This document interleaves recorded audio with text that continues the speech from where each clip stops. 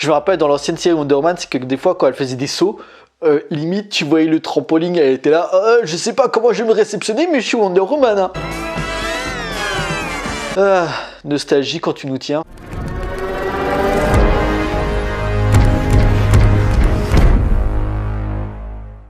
Bonjour à tous, il va être question de 1984, toujours réalisé par Patty Jenkins.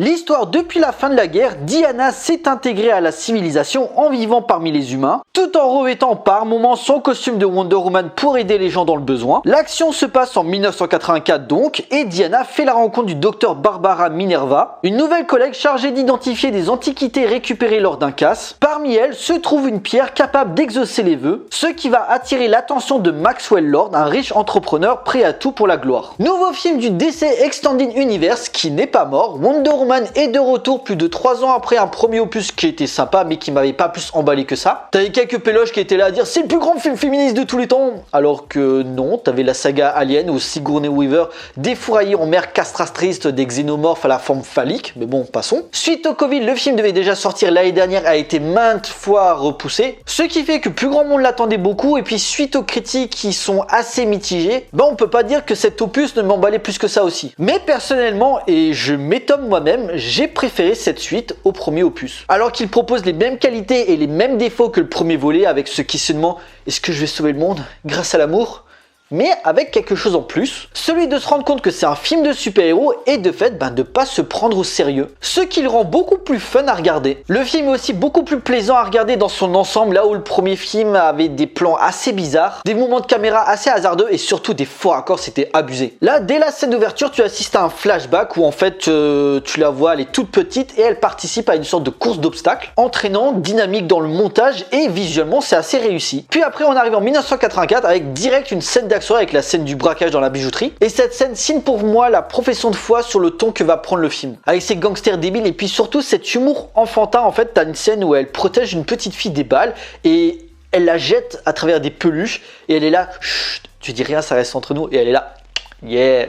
En fait, j'ai retrouvé dans Wonder Woman 1984 ce que les films de super-héros sortis récemment avaient perdu, avec tout le temps cette volonté d'être réaliste alors que ils ont oublié que c'est quand même un film de super-héros. Et cet état d'esprit un petit peu décalé, je l'ai revu et ça m'a rappelé un petit peu les comics des années 50 et 60 qui mixaient mythe du super-héros avec une bonne dose d'humour, et la série Batman des années 60 en est le meilleur exemple. Les interactions entre les différents personnages sont assez intéressantes, en particulier le personnage de Kristen Wiig qui deviendra plus tard Cheetah, on va y venir. La relation entre Diana et Trevor et surtout le meilleur personnage du film, Maxwell Lord. Le méchant principal interprété par Pedro Pascal qui grâce à la pierre peut exaucer les vœux de tout le monde tout en pouvant assimiler ce qu'ils ont de plus cher au monde. Ce qui fait qu'il a cette volonté d'avoir encore plus de pouvoir. Un méchant un petit peu unidimensionnel, très comics à l'ancienne, mais mec tu as tout ce que tu veux mais qu'est-ce qui te manque? Encore plus de pouvoir. Sauf que justement il perd le contrôle de la situation, il suffit en fait il a un gros bâtiment et t'as des milliers de personnes qui essayent d'entrer, que ce soit pour avoir du travail ou tout simplement pour que leurs vœux soient exaucés. Alors t'as une scène surréaliste où t'as un vieux, il avait demandé oui je voulais une ferme. Il se retrouve avec plein de vaches et d'animaux dans son jardin et il se fait mais qu'est-ce que je vais faire de ça maintenant? Vraiment les gags du film ils sont pas forcés et ils m'ont bien fait marrer dans l'ensemble. Et ce qui fait que je peux moins pardonner sur un film Batman parce que l'univers sombre du personnage est ancré dans l'inconscient collectif, ça me dérange moins ici parce que je rappelle les gars on parle de Wonder Woman. Je veux bien qu'on veuille traiter nos personnages correctement mais je rappelle qu'on parle d'une femme sexy en tenue moulante aux couleurs pétantes et qui attrape ses ennemis avec un lasso de vérité. Les gars faut assumer un peu. Mais c'est pas pour autant que le film s'intéresse moins à son héroïne qui est pas juste là pour sauver le monde, elle a du background en particulier sur l'aspect love story. Où depuis la mort de Trevor, elle a pas cherché à trouver quelqu'un d'autre. Le film explore sa solitude accentuée avec la fin où après avoir fait le vœu de revoir Trevor, la pierre absorbe une partie de ses pouvoirs, ce qui la rend très faible et c'est assez galère puisqu'elle doit affronter Cheetah qui est aussi puissante qu'elle. Elle est obligée de renoncer à son souhait pour pouvoir l'affronter et ainsi rétablir l'équilibre vis-à-vis de Maxwell Lord. Les adieux sont assez déchirants pour elle parce qu'elle est là, punaise,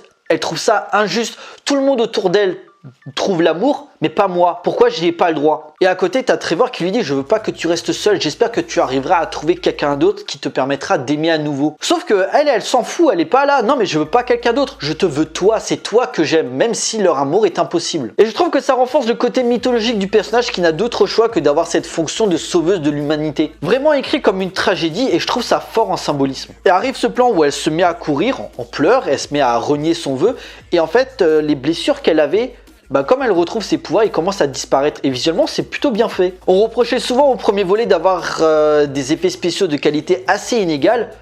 Ici, j'ai pas grand chose à dire. À part peut-être le combat final entre Wonder Woman et Cheetah. Barbara s'est transformée en Cheetah et il y a beaucoup qui ont reproché que le personnage n'avait pas sa couleur qui est un petit peu orange. Après, la scène est filmée de nuit, donc c'est normal qu'elle ait une couleur un petit peu grisâtre. Et puis tout simplement, peut-être qu'ils ont fait des tests et ils se sont dit, ah, le personnage en orange, ça rend pas très bien finalement à l'écran. Outre ça, moi qui d'habitude a du mal avec les scènes de nuit, je trouve le combat plutôt chorégraphié avec des mouvements de caméra plutôt intéressants. Et aussi l'utilisation de plans séquences pour montrer l'agilité de Cheetah qui se déplace assez rapidement dans les quatre coins de l'écran. C'est énergique et crédible dans la puissance des coups, j'ai été surpris. C'est pas un fourre-tout visuel et tu comprends ce que tu vois à l'écran. T'as aussi cette scène de course-poursuite en Égypte plutôt bien filmée avec des effets de style assez intéressants. À un moment, elle est sous un camion et en fait, ça se fait canarder de tous les côtés.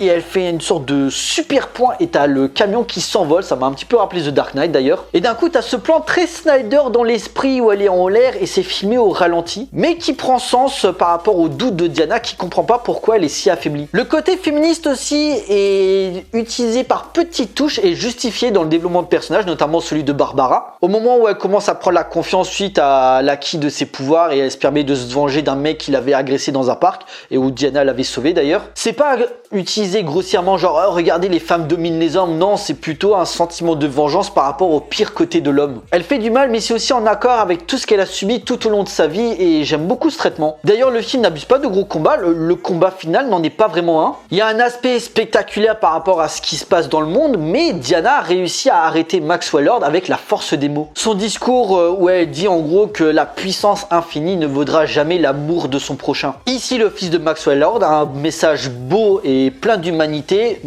en lien avec ce que représente le personnage. On pourra peut-être critiquer sa durée excessive de 2h30, mais personnellement ça m'a pas dérangé plus que ça. Je veux dire, les films qui durent plus de 2 heures ne doivent pas être réservés que aux films de groupe comme Avengers ou Justice League. Si tu as besoin de 2h30 pour aller au bout de ton idée, c'est ce que fait Patty Jenkins pour faire passer son message. Donc un film plutôt plaisant à regarder alors que je l'attendais pas spécialement, mais j'ai retrouvé cet esprit côté film de super-héros des années 90, début 2000, avant qu'il y ait cette volonté de faire un univers étendu pour garder une cohérence. Par contre, on peut quand même questionner la paternité de cette aventure parce que c'est quand même un truc grave ce qui se passe, c'est à l'échelle mondiale. Et les films qui se déroulent plus tard, je sais pas, Man of Steel, Batman vs Superman ou encore Justice League, ils en font pas mention. Comme si les gens n'avaient pas connaissance de l'existence de Wonder Woman alors qu'elle a quand même sauvé le monde. Il y a peut-être cette volonté de garder ça secret, mais ça veut dire aussi que le gouvernement connaît son existence et qu'elle peut être là en cas de besoin. Et bizarrement, plus rien jusqu'à Batman vs Superman. Alors oui, on le sait, le DC Extended Universe est un bordel. Après, malgré tout, il y a le Snyder Cut de Justice League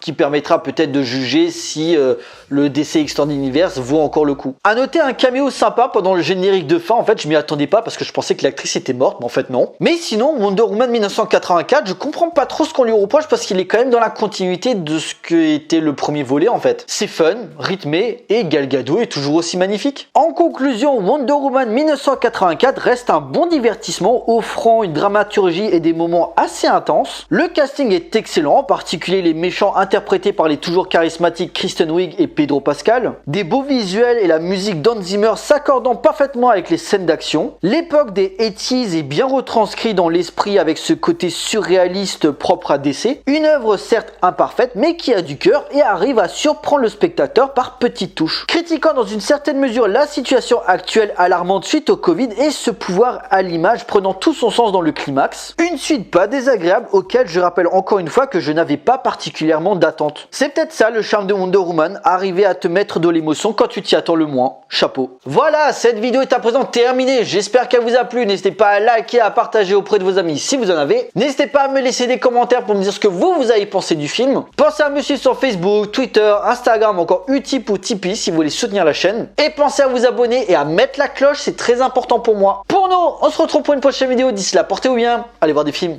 Ciao.